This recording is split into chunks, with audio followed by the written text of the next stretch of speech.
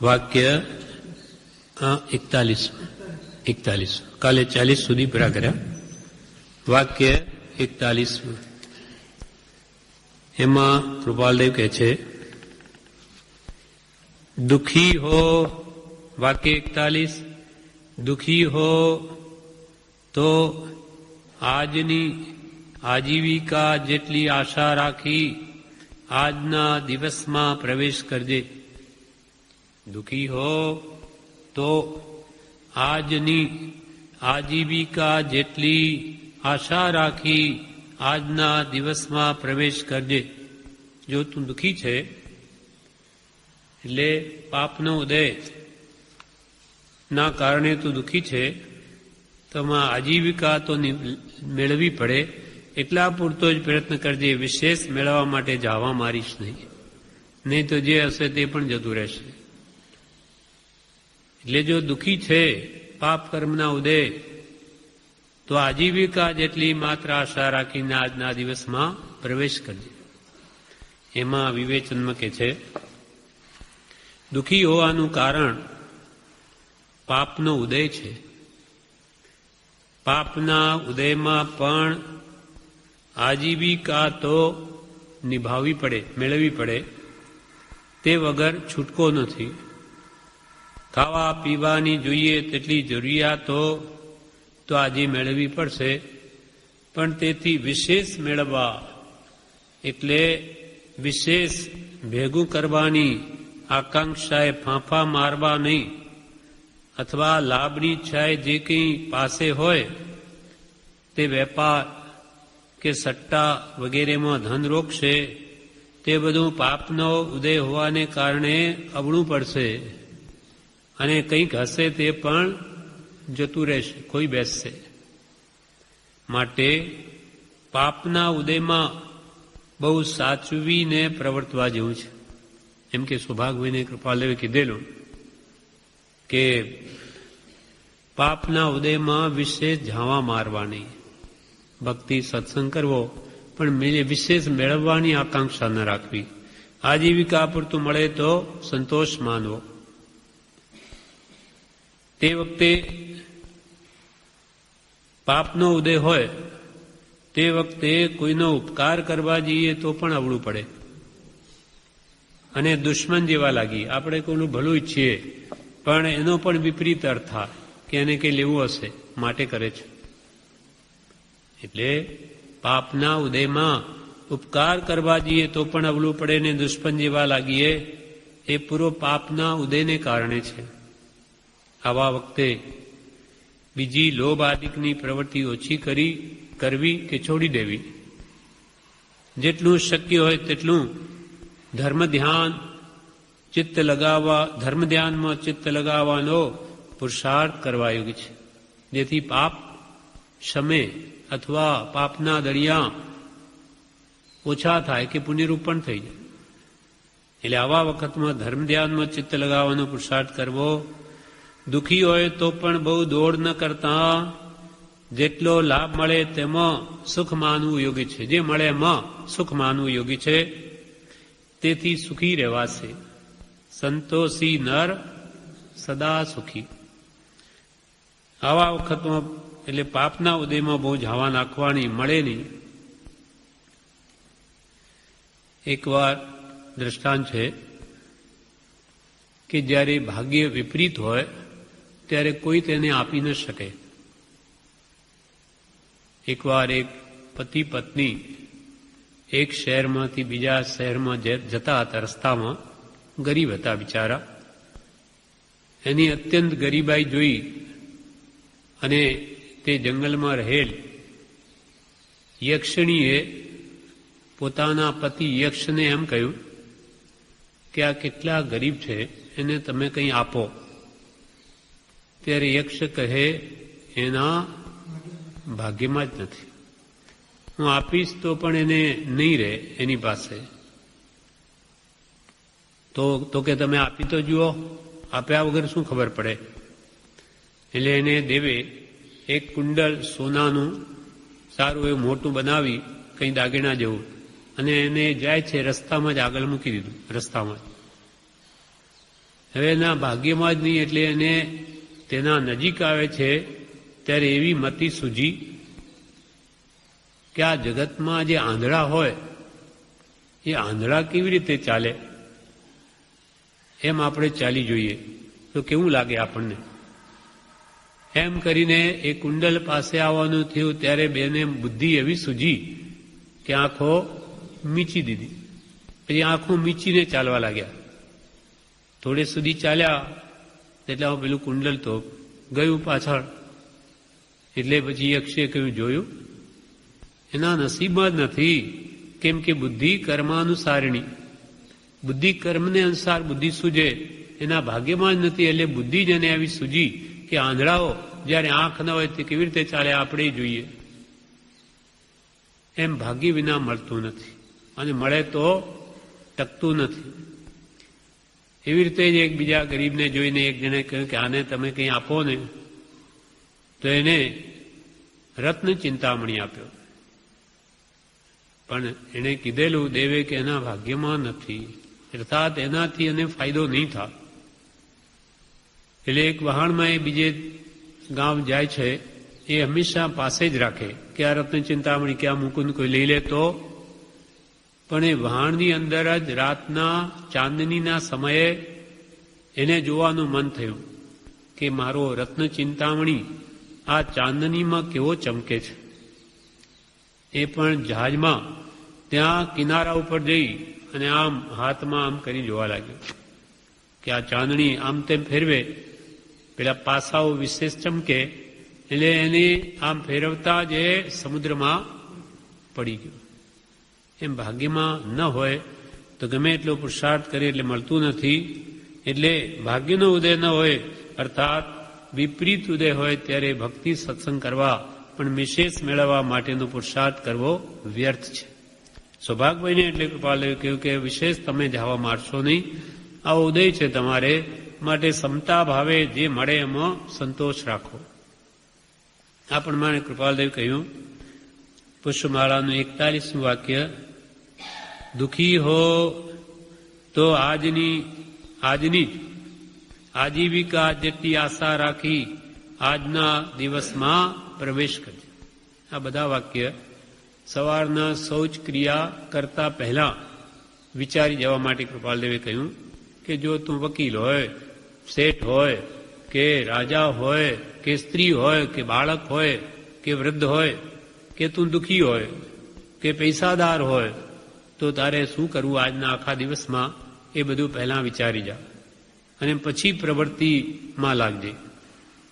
પછી શું કરવું એ આવશે, પછી ભક્તિ કરવી અને પછી બીજી પ્રવૃત્તિ કરવી, એ બધું આગળ જણાવશે. આ તો પહેલા વિચારવા માટે કહે છે. આ પ્રમાણે 41મું વાક્ય પૂરું થયું. હવે 42મા વાક્યમાં કૃપાલદેવ લખે છે, ધર્મ કરણીનો અવશ્ય વખત મેળવી આજની વ્યવહાર સિદ્ધિમાં તું પ્રવેશ કરજે. ધર્મ કરણીનો અવશ્ય વખત મેળવી આજની વ્યવહાર સિદ્ધિમાં તું પ્રવેશ કરજે. એટલે ધર્મકરણી માટે પણ તો અવશ્ય સમય ફાળવજે જ, સમોક સમય કાઢજે જ. વિવેચનમાં કે છે, 7મા પુષ્પમાં, એટલે આ પુષ્પમાળાના 7મા વાક્યમાં કહ્યું હતું કે જો તું સ્વતંત્ર હોય તો નીચે પ્રમાણે દિવસના ભાગ પાડ.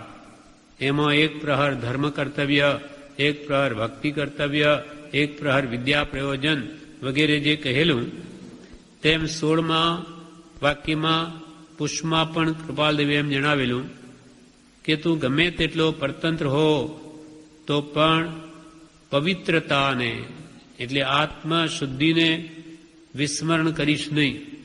ત્યાં પણ એવું કહેલું. તેમ આ પુષ્પમાં પણ ધર્મકરણીનો અવશ્ય વખત મેળવવા જણાવે છે કે તું ધર્મકરણી કરવા માટેનો અવશ્ય સમય કાઢજે 24 કલાકમાં. કારણ કે વ્યવહારનું ફળ તો પ્રત્યક્ષ દેખાય છે. વ્યવહારમાં કંઈ મહેનત કરે તો પ્રત્યક્ષ ફળ મળે, પૈસા વગેરે. પણ ધર્મનું ફળ તો કોઈકને સમજાય છે. ધર્મનું ફળ જે આત્મ શાંતિ છે કે ભવભાવ જન્મ મરણનો નાશ છે, એ તો કોઈક વિરલાને જ સમજાય છે. બાકી એને રોકડિયા મળે તે એને દેખાય, પણ જે આ લાખોનો નફો છે તે એને ખ્યાલ આવતો નથી. જેમ પ્રભુશ્રીએ કહેલું કે પ્રભુ તે જમાનામાંની વાત છે કે પ્રભુ 50 રૂપિયા મળતા હોય તો એ મુંબઈ સુધી દોડી જાય, પણ અહીંયા લાખોની કમાણી છે તેના તરફ ધ્યાન નથી. કેમ કે દેખાતું નથી. પેલા તો દેખાય, 100-200 હોય તો દેખાય, પણ આ કંઈ દેખાતું નથી. તેથી આ જીવને એના પ્રત્યે રુચિ આવતી નથી. એટલે અહીંયા કે છે વ્યવહારનું ફળ તો પ્રત્યક્ષ દેખાય છે, પણ ધર્મનું ફળ તો કોઈકને સમજાય છે. પણ તે ધર્મનું કાર્ય ઘણું અગત્યનું હોવાથી અવશ્ય એના માટે વખત મેળવીને પછી વ્યવહાર સિદ્ધિમાં પ્રવેશ કરજે. આ ઘણું જ અગત્યનું કામ છે. બીજા જગતના વ્યવહાર કરવા કરતાં પણ આ આત્મ કર્તવ્ય રૂપ ધર્મ ભજવો ઘણો જ જરૂરનો છે. માટે કે એ પહેલા કરજે, પછી વ્યવહાર સિદ્ધિમાં પ્રવેશ કરજે. જે વસ્તુ ભૂલાઈ જાય છે તે હવેથી ન ભૂલાય તે માટે ચેતાવ્યું છે. આપણે ચેતાવ્યા છે કે આ ધર્મ ભૂલાઈ જાય છે, બીજું તો બધું અનંતકાલથી કર્યું ને હજુ કરે જ છે, પણ આત્મા સંબંધીનું જ્ઞાન અથવા આત્મધર્મ ભૂલાઈ જાય છે. તે ન ભૂલાય તેના માટે ચેતાવ્યા છે. ઘણા લોકો કહે છે કે અમારે તો એટલા બધા કામ હોય છે કે ધર્મ કરવો છે તો પણ વખત નથી મળતો. ઘણા બધા કે છે એમ કે છે કે ધર્મ તો અમારે કરવો છે પણ વખત નથી મળતો. એમ કેવું તે માત્ર બહાનું છે. ખરેખર ધારે તો ઘણો વખત મળી શકે. છાપા વાંચવાને કલાક મળી શકે, વાતો કરવાને કલાકો મળી શકે, તો આ આત્મધર્મ કરવાને એને અડધો કલાક ન મળી શકે? એક સામયિક કાળ કરવું નથી માટે આવા બહાના કાઢે છે. આત્મા સમય સમય ઉપયોગી છતાં કામના બોજાને લઈને આત્મા સંબંધી વિચાર કરવાનો વખત નથી મળતો એમ કહેવું એ સામાન્ય માણસોનું લૌકિક વચન છે. જો ખાવાનો, પીવાનો, ઊંઘવા ઇત્યાદિકનો વખત મળે અને કામ કરે તો આત્માના ઉપયોગ વિના તો તે નથી થયું. ત્યાં પણ એને ઉપયોગ તો લગાડ્યો જ છે. તો પછી ખાસ જે સુખની આવશ્યકતા છે અને જે મનુષ્ય જન્મનું જ કર્તવ્ય છે તેમાં વખત ન મળ્યો એ વચન નાની કોઈ કાળે સાચું માને નહીં. કે આટલું બધું તને ખાવા, પીવા, ઊંઘવા, વાતો કરવા, ગમે ત્યાં જવા, હરવા ફરવાનો બધો સમય મળે અને આત્માના કલ્યાણની વાત આવે ત્યારે કે મને સમય નથી મળતો. તો કે જ્ઞાની તારી આ વાત માને નહીં. આ તો તારા બહાના છે, કરવું નથી. બાકી કરવું હોય તો બધું જ કાઢે. હમણાં તાવ આવ્યો હોય, બહાર નીકળી જ ન શકે એવો હોય તો મહિનોય ઘરે પડ્યો રહે. ત્યારે ધંધા, વ્યવહાર, બધા કામો ક્યાં ગયા? એમ આ માત્ર એનો અર્થ એટલો જ છે કે બીજા ઇન્દ્રિય સુખ એને કામના જરૂરના લાગ્યા છે અને તે વિના હું દુઃખી થઈ જઈશ એવી ડર એની કલ્પના છે. આત્મિક સુખના વિચારનું કામ કર્યા વિના અનંતો કાળ હું આ સંસારમાં રજડ્યો અને હજુ પણ આત્મિક ન કરું તો હજુ પણ મને અનંત દુઃખ ભોગવવા પડશે એ વાત એને હજુ હૃદયમાં લાગતી નથી, ચોંટતી નથી. અનંત સંસાર તો ભટક્યો અને હજુ પણ જે સ્વરૂપ સમજ્યા વિના પામ્યો દુઃખ અનંત, અને હજુ પણ ન સમજે તો એનું દુઃખ પાગવું પડશે એ વાત એને જરૂરની નથી લાગતી. મતલબ કે આ આત્માની વાત એને કૃત્રિમ લાગે છે, સાચું માન્યું નથી. એણે તો દેહને જ આત્મા માન્યો છે. હું દેહ છું એમ જ થઈ ગયું છે. હું દેહ છું એમ જ થઈ ગયું છે, આ દેહને બાળી નાખશે એમ જાણે છે, છતાં એની જ કાળજી રાખે છે. પણ અંદર આત્મા બેઠો છે તે સુખી છે કે દુઃખી એનો વિચાર પણ નથી આવતો. પણ અંદર આત્માને જેથી શાંતિ થાય તેવું કરવું જોઈએ. આત્માની કાળજી રાખવી, અનિત્ય ભાવનાનો વિચાર કરવો, દુઃખથી કેમ છૂટાય એનો વિચાર કરવો, પર વસ્તુ બધી દુઃખકારી છે એમ જાણી પોતાના હિતને અર્થે આ ભાવમાં મોક્ષ માર્ગમાં પ્રવર્તન કરવું, એના માટે પુરુષાર્થ કરવો. જો ઈચ્છો પરમાર્થ તો કરો સત્ય પુરુષાર્થ. જન્મ મરણના દુઃખ ટાળવા માટે સત્સંગ, સદબોધ, સત્શાસ્ત્ર અને સદવિચારની જરૂર છે. કરવું તો પડશે જ, આજે કે લાખ વર્ષે કર્યા વગર તો છૂટકો નથી. બંધનો ચીલો બદલીને હવે મોક્ષનો લેવો જ પડશે. એટલે કે મોક્ષ માર્ગે તો ને ચડવું જ પડશે, ચીલો તો બદલવો જ પડશે. હું દેહ છું, દેહને સુખે સુખી અને દેહને દુઃખે દુઃખી એ ભાવ મોડો પાડી હું દેહથી જુદો એવો આત્મા છું એમ ભાવ કરવાથી ફરી દેહ ધારણ કરવાનું ન થાય. નાનીએ કહેલું કરે તેનો એક બોલ પણ પકડી વર્તે તો કાળે કરીને જરૂર છૂટે. મહેનત તો કરવી પડશે. કૂવો ખોદવો હોય તો કેટલી મહેનત કરે, કેટલી ધૂળ આદિ કાઢે છે, તો પછી તે જલ વડે નહાય, પાણી પીએ, ચોખ્ખો થાય, લહેર કરે, માટે પહેલાં મહેનત તો કરવી જ પડશે. મહેનત કર્યા વગર તો કંઈ ન થાય.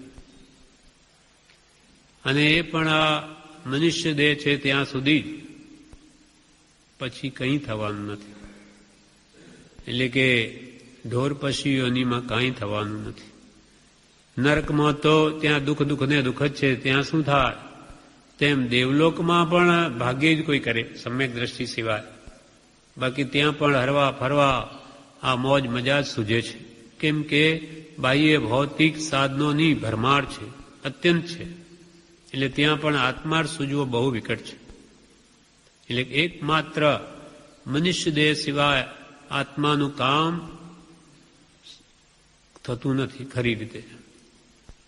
આમ તો સમ્યક દર્શન બધી ગતિમાં પામે, પણ સર્વ રીતે વિશેષ અનુકૂળતા તો આ માનવદેહમાં જ છે.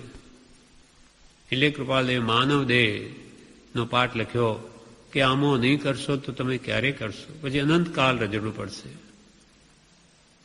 એના પર એક દ્રષ્ટાંત છે. એક શેઠાણી તે શેઠને વારંવાર એમ કહ્યા કરે કે તમે ધર્મ કરો, ધર્મ કરો, કંઈ આરાધના કરો ધર્મની. તો શેઠ શું કહે? સમય નથી, મને ટાઈમ નથી, કામ ઘણા છે.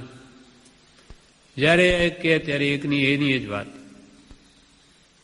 વધારે કહેતો કે શું ઉતાવળ છે, શું ઉતાવળ છે, કરીશું.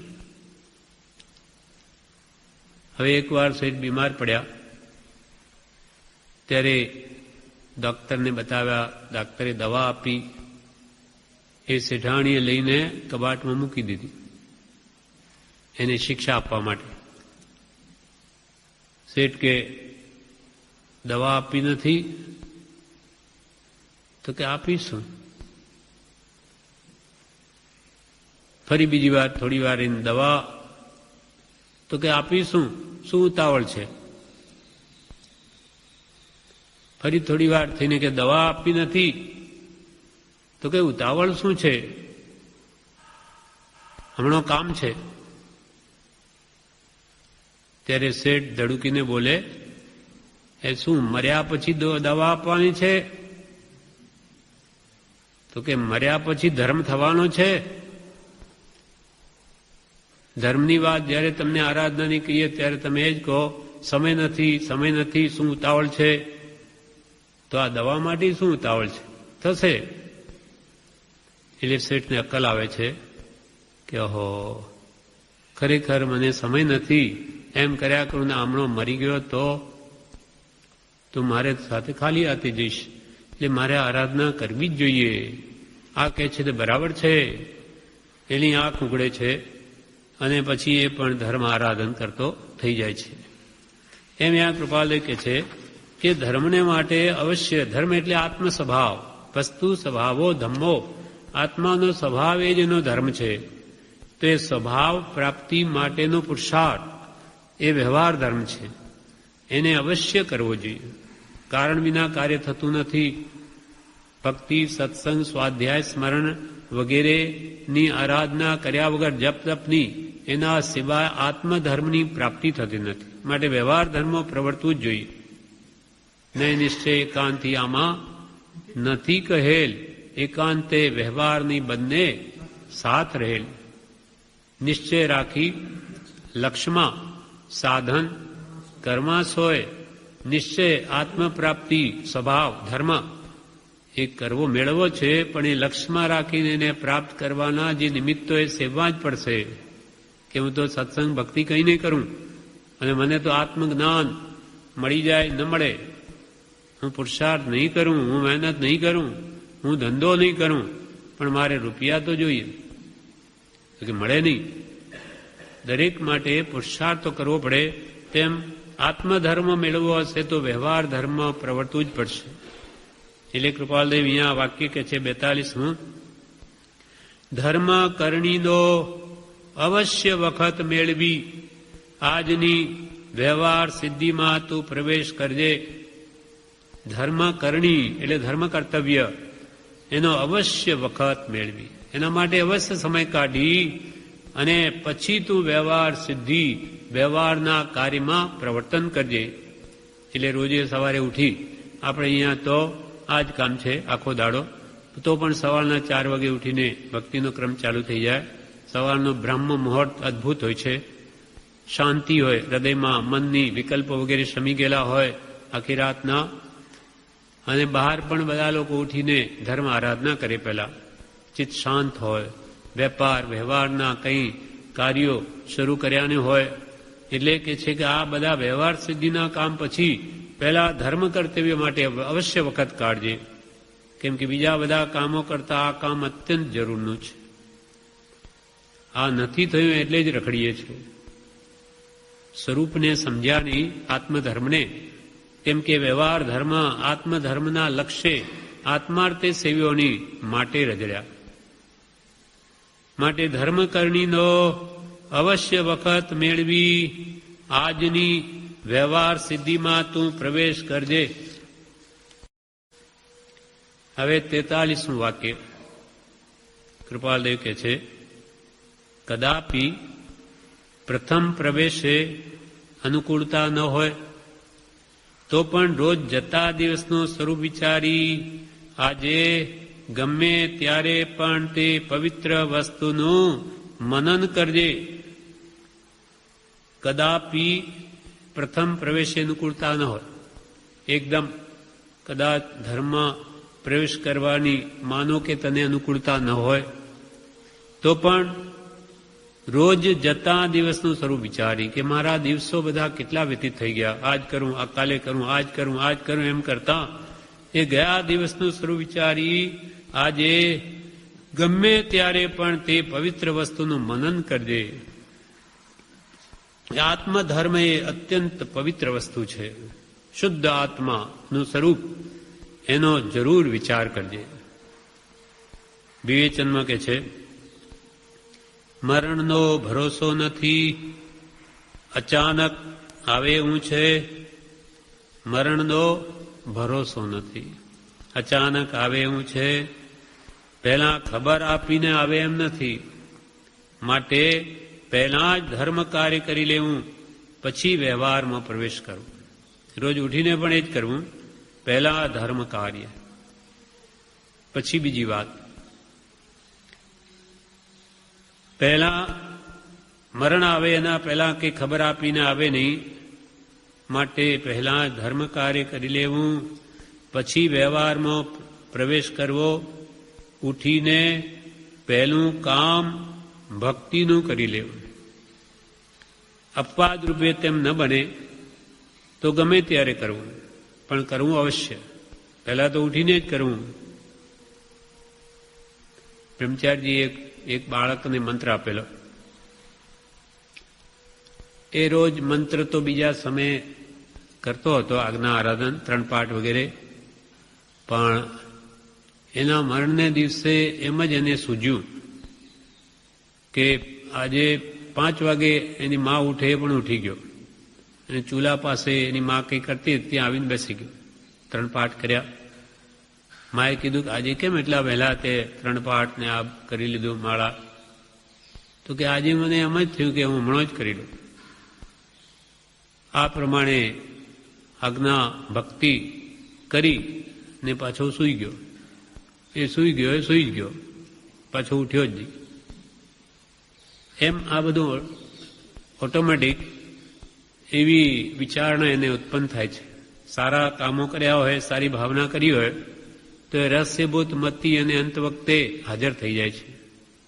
ગતિ જેવી મતિ કે મતિ જેવી ગતિ આવી જાય છે. મતિ જેવી ગતિ થાય અથવા જેવી ગતિ થવાની એવી મતિ આવી જાય છે. વિનાશ કાળે વિપરીત બુદ્ધિ ઉપજે.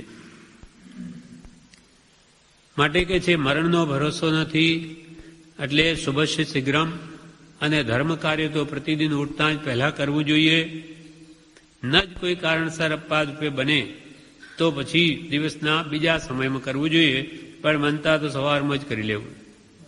એટલે કૃપાલદેવ અહીંયા કહ્યું, કદાપી પ્રથમ પ્રવેશે અનુકૂળતા ન હોય, એટલે માનો કે સવારમાં એકદમ અનુકૂળતા દિવસ ઉગતા ન હોય, એટલે કે કોઈ દેહનું કારણ આવી પડ્યું હોય, કોઈ ઘરમાં આવ્યું હોય, કે ભક્તિ કરવા બેસતા છતાં કોઈ કારણે ચિત્ત ચોંટતું ન હોય કે શાંતિ ન મળે એમ હોય, ત્યારે એવો લક્ષ્ય રાખવો કે અડચણ જતી રહેશે ત્યારે ભક્તિ સ્વાધ્યાય અવશ્ય કરીશ.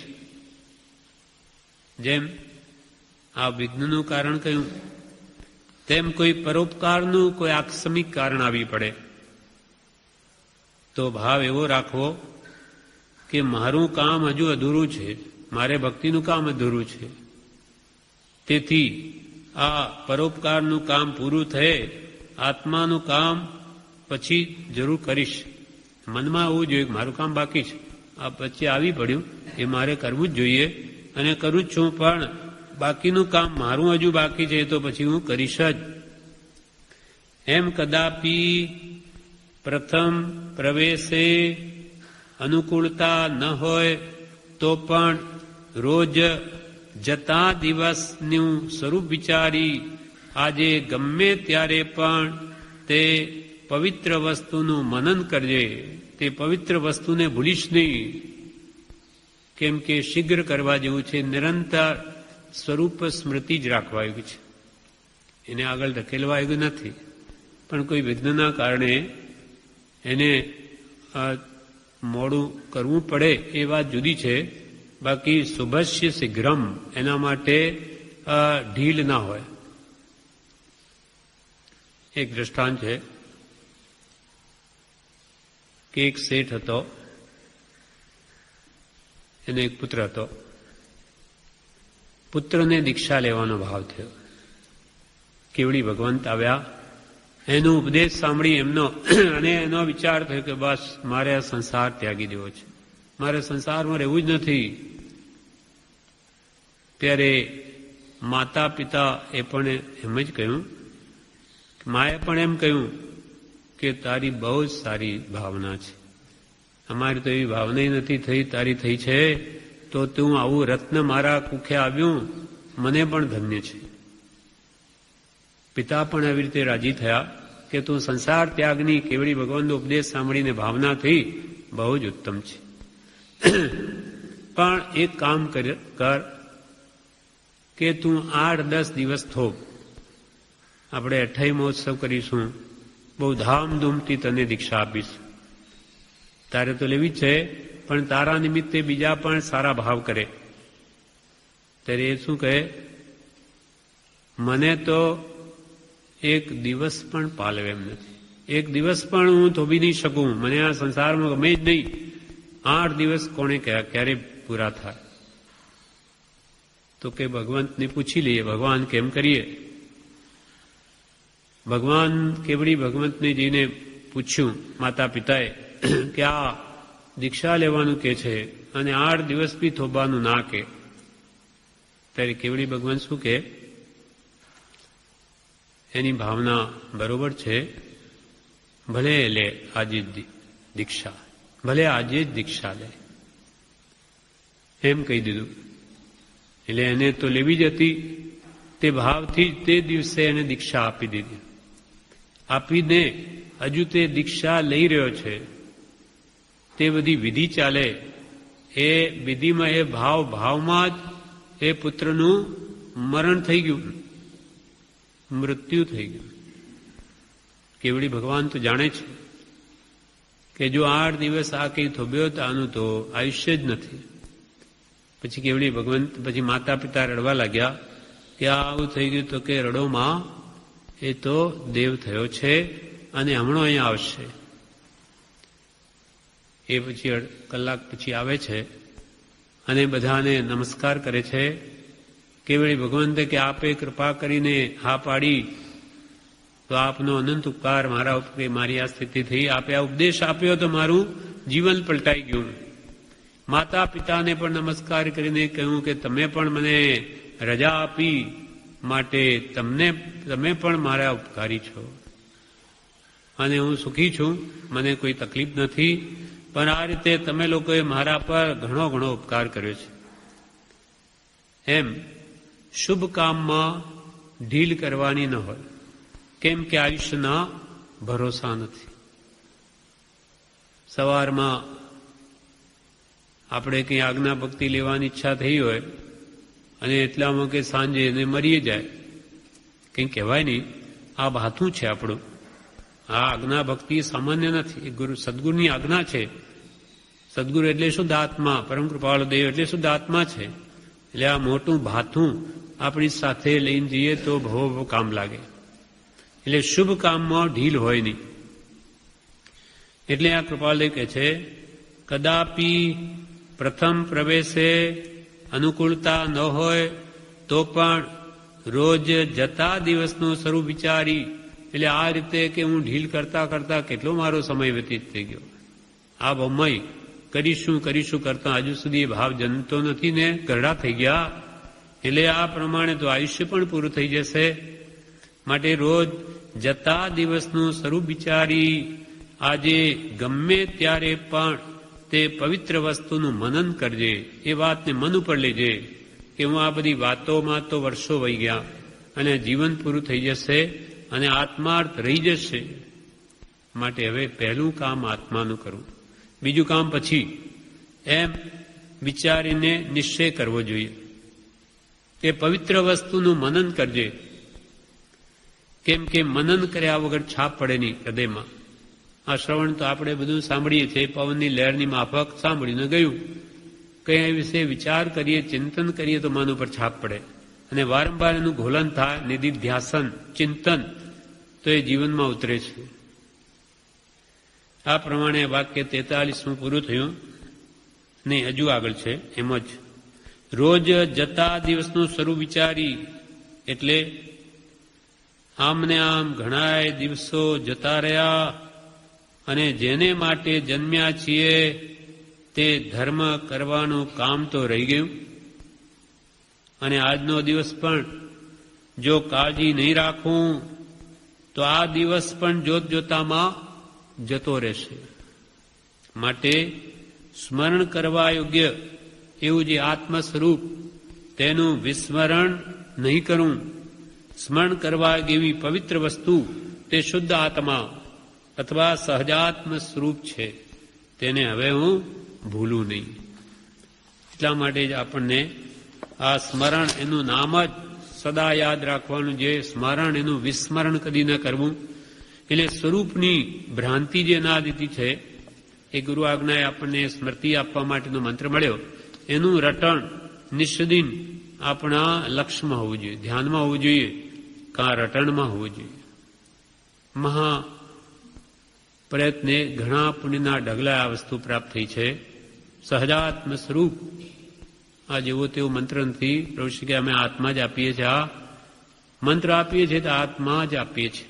હવે તું પ્રગટાવ, તારી ખામી છે, વસ્તુ મળી ગઈ, હવે એની પાસેથી મોક્ષ મેળવવો હોય તો મળી શકે એમ છે, હવે ખામી આપણી છે. જેમ રત્ન ચિંતામણી મળી ગયો હોય તો કે આ બધી ભૌતિક વસ્તુઓ સંસારની આપે પણ માગે જ નહીં એની પાસે, એની જે વિધિ કરવી જોઈએ ન કરે તો એનાથી એને ફાયદો નહીં થાય. તેમાં આપણને મંત્ર મળ્યો, પણ નિષદિન આપણા આત્માનો ઉપયોગ પરભાવમાં વિભાવમાં જતાં રોકી અને સભામાં રાખવાનો આ મંત્ર વડે પ્રયત્ન નહીં કરીએ તો એથી લાભ કેવી રીતે થાય?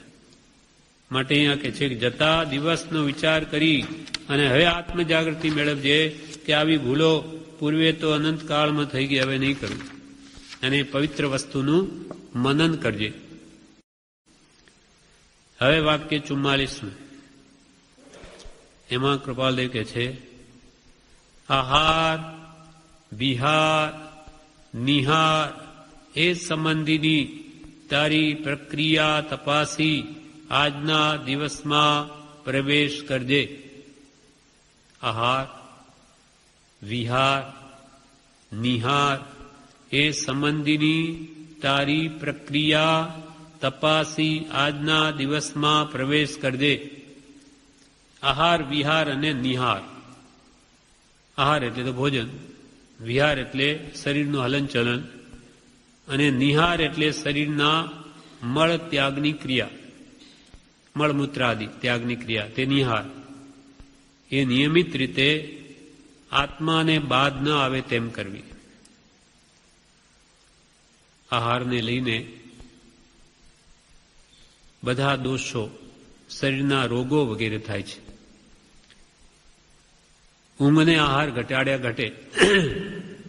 વિશેષ સ્વાદ તરફ લક્ષ હોય તો રોગોની સંભાવના પણ ઘણી છે, કે સ્વાદને લઈને ઘણું ખાઈ જાય, જ્યારે શરીરને જરૂર ન હોય અજીર્ણ થઈ જાય.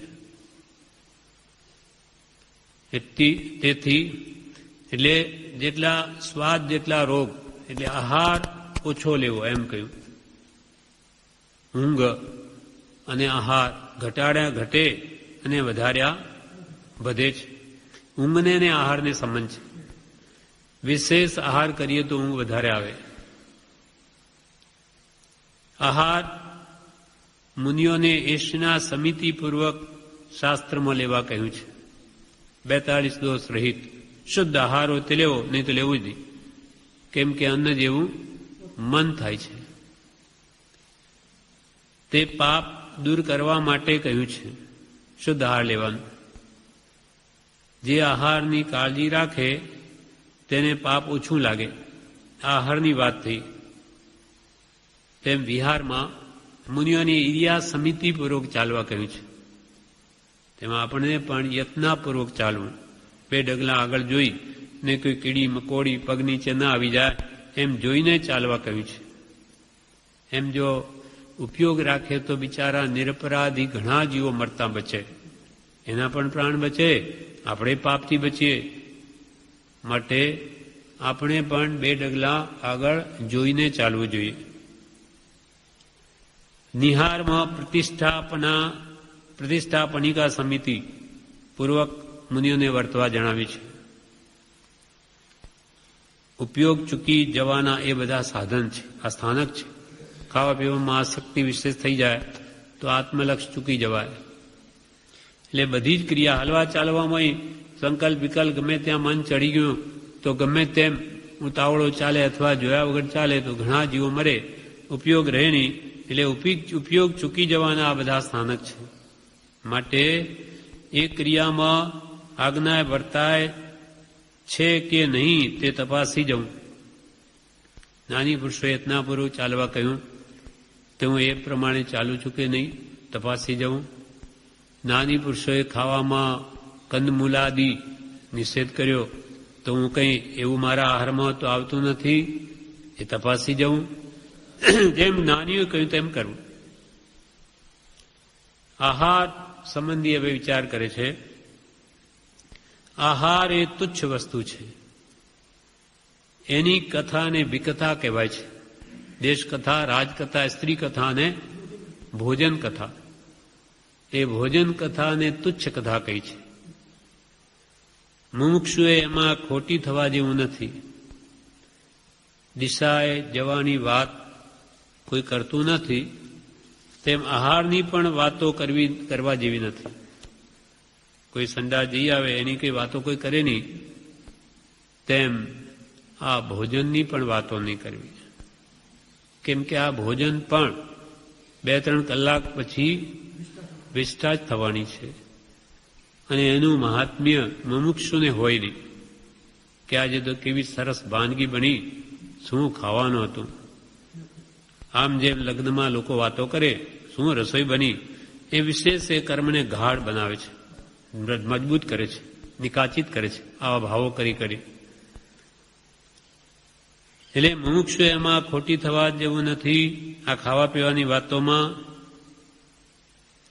આહાર કરતા મૌન રહેવાનું શાસ્ત્રોમાં કહ્યું છે. જમતી વખતે મૌન રહેવું એમ પણ નાની પુરુષોની આજ્ઞા છે. કે તે વખતે આપણે વિચારો રહ્યા કરે કે આ બધું આહાર કરવો એ મારો ધર્મ નથી, મારો સ્વભાવ નથી, આત્મા નિરાહારી છે, આ મને લેવો પડે છે, શરીર છે ત્યાં સુધી. આમાં હે જીવ તું શું આસક્તિ કરે, શું મોહે. પણ આવા વિચાર ક્યારે આવે કે મૌન હોય તો, મૌન રીતે આહાર લે તો કંઈક વિચારની સંભાવના છે. પણ ત્યાંય વાતો જ કરતો રહે. જેમ કે સાહેબ લોકો ખાતા ખાતા 2 કલાક કાઢી નાખે વાતોમાં જ, તો એ કરવાયું નથી. એમ આહાર પછી વિહાર. વિહાર માટે એમ કહ્યું જરૂર પડે તો કરવાયું, કે જરૂર પડે તો હલનચલન કરવું. ઘણા આમ તેમ વાતો કરવા બેસે ને ફરફર કરે. આ રીતે જિંદગી વાતોમાં જ જતી રહે. આને મળ્યા, ફલાણાને મળ્યા, એમ કરવાયું નથી. તે ન થવા દેવા જ્ઞાની ચેતાવે છે. શરીર માટે હરવું ફરવું હલનચલન કરવું પડે જુદી વાત છે, બાકી આમ ખાલી હરવા ફરવા ગપ્પા મારવા માટે સમય નથી. એટલે વિહાર આવશ્યકતા હોય તો જ કરવો. કેમ કે હલનચલન શરીરના એથી પણ કર્મનો તો આશ્રવ જ છે. મન વચન ને કાયા, કાયાનુપી જેટલું હલનચલન તેટલોય જીવને બંધ છે. પણ હવે શરીર જ ન ચાલે એટલે અમુક તો એને આપવું પડે. આ નમસ્કારની જે યોજના જ્ઞાની પુરુષોએ યોજી એનામાં વિનય અને શરીર શ્રમ બે મિશ્રણ છે. કેમ કે શરીર સ્વસ્થ હોય તો એ આત્માર્થ પણ કરી શકે. એટલે નમસ્કારની યોજના કરીએ. સૂર્ય નમસ્કાર એને જે પ્રાકૃતિક ચિકિત્સાવાળો કે એમાં બધા અંગની કસરત થઈ જાય. આપણે કસરતનો ભાવ ના રાખો, નહીં તો પછી કસરત જ થાય, આત્માને કંઈ લાભ નહીં થાય. જેમ શ્રી કૃષ્ણ ભગવાન, શ્રી કૃષ્ણ રાજા એ ભગવાન નેમિનાથને વાંધ્યા. તે 18,000 મુનિઓને વાંધ્યા સાથે, 18,000 મુનિઓ. અને એની સાથે વીરો સાલ્વી એનો નોકર, એને પણ 18,000 ને વાંધ્યા. એની સાથે સાથે એને પણ નમસ્કાર કર્યા. એ ભગવાન નેમિનાથને શ્રી કૃષ્ણ આવીને કહે કે ભગવાન, મને આટલા બધા યુદ્ધ કર્યા, કોઈ દિવસ થાક નથી લાગ્યો, પણ આજે તો મને બહુ થાક લાગ્યો. ત્યારે ભગવાન કહે તમારો થાક ઉતરી ગયો છે. તમારી 4 નરકો તૂટી ગઈ છે. 7મી નરકનું આયુષ્ય બાંધેલું, તે 4 તૂટીને 3 સુધી આવી ગયા. તો પછી શ્રી કૃષ્ણ કહે કે આ વીરા સાલ્વીએ પણ મારી સાથે નમસ્કાર એને એટલા જ કર્યા, એને શું લાભ મળ્યો? તો કે એને તો કસરત થઈ છે, કસરત થઈ. એને કઈ ભાવ નહોતા મને, પણ હવે રાજા જ્યારે બધા નમસ્કાર કરે હું કેવી રીતે ઉભો રહું? એટલે એણે તો માત્ર સારું દેખાડવા માટે જ કર્યું છે, તમને રાજી કરવા, બાકી એનો ભાવ છે જ નહીં. જ્યાં ભાવ છે ત્યાં સત્પુરુષ પ્રત્યે વિનય કરવાથી ઘણો જ લાભ છે. અને શરીર પ્રકારે એ પ્રમાણે શરીરના બધા અંગોની પણ કસરત મળી જાય, એથી એ પણ સ્વસ્થ રહે. એ સ્વસ્થતા પાછળ પણ આત્માર્થનો લક્ષ્ય છે કે શરીર સ્વસ્થ હશે તો જ એનો ઉપયોગ સ્થિર રહી શકે, નહીં તો ઉપયોગ પણ સ્થિર નહીં રહે. એટલે અહીંયા કહે છે વિહાર જરૂર પડે તો કરવો, પણ ખાલી આમ તેમ ફરવા, ગપ્પા મારવા કે વાતો કરવા માટે આ વિહાર નથી. આ રીતે જિંદગી બધી વાતોમાં ને ફરવામાં જ પૂરી થઈ જાય, તે ન થવા દેવા જ્ઞાનીની આજ્ઞા છે. આહાર વિહાર, પછી નિહાર. નિહારમાં મળ ત્યાગ. સામાન્ય નિયમ એવો છે કે યોગીને એક વાર નિહાર હોય. જે યોગી હોય એક વાર જ પેટ સાફ થાય, ભોગીને 2 વાર, સવાર સાંજ પણ થાય, અને રોગીને અનેક વાર થાય. રોગીઓ એને તો અનેક વારે જઈ શકે. શાસ્ત્રમાં આને માટે ખાસ કહ્યું છે કે કુદરતી હાજતને કદી રોકવી નહીં, મળમૂત્રને રોકવા નહીં. બીજા કારણ પડી મૂકીને પણ તે કામ કરી લેવું, કારણ તેમ ન કરવાથી રોગની ઉત્પત્તિ થાય છે. તેમજ પોતાની વૃત્તિ પણ ઠેકાણે રહે નહીં. આહાર નિહારને બહુ સંબંધ છે. આહાર સાચવે તેને નિહાર પણ નિયમિત હોય. નિયમિત ભોજન લેતો એનું નિહાર પણ નિયમિત હોય. શરીરથી મોક્ષનું કામ લેવું છે. આ શરીરથી આપણે મોક્ષનું કામ કરવું છે, માટે શરીરના સંચા પણ સાચવવા જોઈએ. આ બધા મશીનરી છે. આ શરીર એને પણ સાચવવી જોઈએ, કેમ કે આ થોડીક બગડી તો બધું જ બગડ્યું. એટલે પ્રથમ સુખ નિરોગી કાયા. નિરોગી કાયા હશે તો આપણે આત્માર્થમાં ઘણી મદદ મળશે. એટલે કૃપાલ કે શરીર સ્વસ્થ રહે એ પણ એક જાતની સમાધિ છે, સ્વસ્થતા છે. તો પછી ભક્તિ, સત્સંગ, આત્મદ્રઢતા, છપદનો નિશ્ચય વગેરે આરાધના બધી કરી શકાય. એટલે શરીર સ્વસ્થ રહે એમાં એનો ઉપયોગ જેટલો ભોગોમાં ઓછો થાય, 5 વિષયોમાં, તેટલી શરીરની સ્વસ્થતા વિશેષ રહે છે. અને પછી આહાર, જેટલો આહાર માપસર પ્રકૃતિને અનુકૂળ આપે. વાત પિત્ત કફ કઈ પ્રકૃતિ છે, જે માફક ના આવે એવું ભોજન લે નહીં, માફક આવે જ લે, એ પણ ઓછું લે તો એને રોગ મોટે ભાગે નહીં આવે. કેમ કે વધારે ખાઈને તો ઘણા મરી ગયા, ઓછું ખાઈને કોઈ મુવા નથી. કે ભાઈ એને ઉણોદરી કર્યું એટલે મરી ગયો, એમ નહીં. વધારે ખાય તો મરી જાય, પચે નહીં, અપચો થાય, અજીર્ણ થાય, અને અંતે એનું મૃત્યુ થાય છે.